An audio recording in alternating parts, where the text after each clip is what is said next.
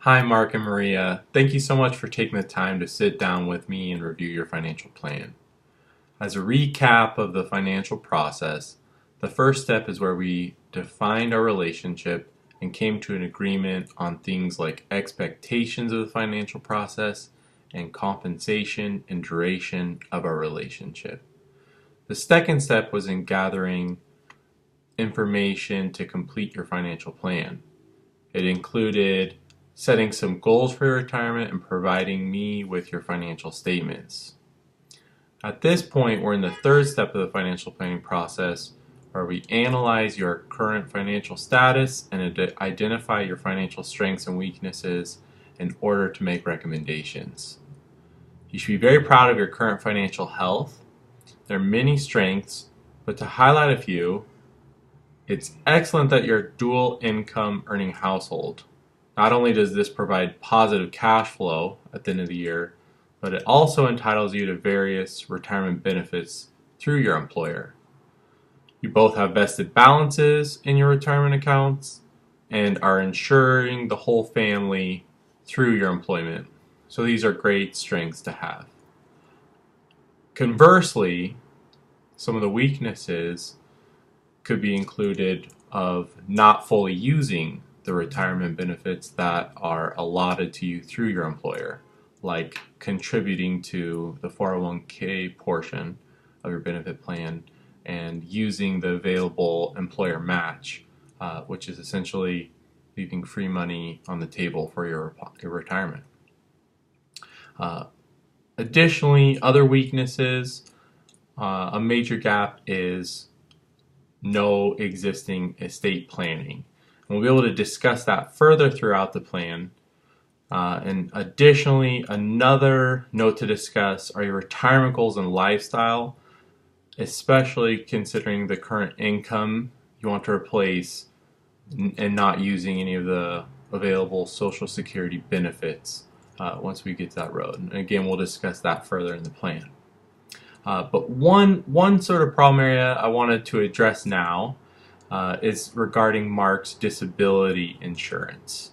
I know Mark had a few questions on that, and I want to answer those and be able to make sure it's something that you guys fully understand.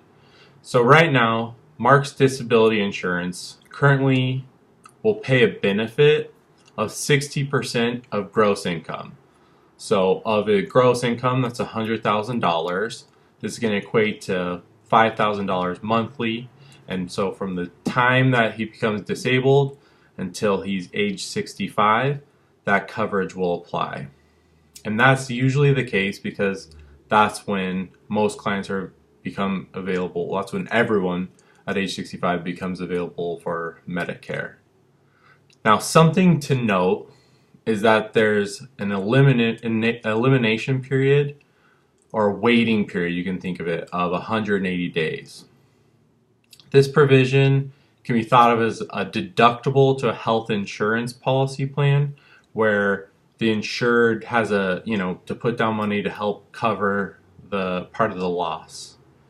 So this means that 180 days will pass before you're eligible to receive a check. But something to keep in mind is that it's another 30 days, so 210 days total, before this check is actually in your hand. This happens because disability payments are made in arrears and arrive at the end of the month. So that's an extra thing that you need to plan for.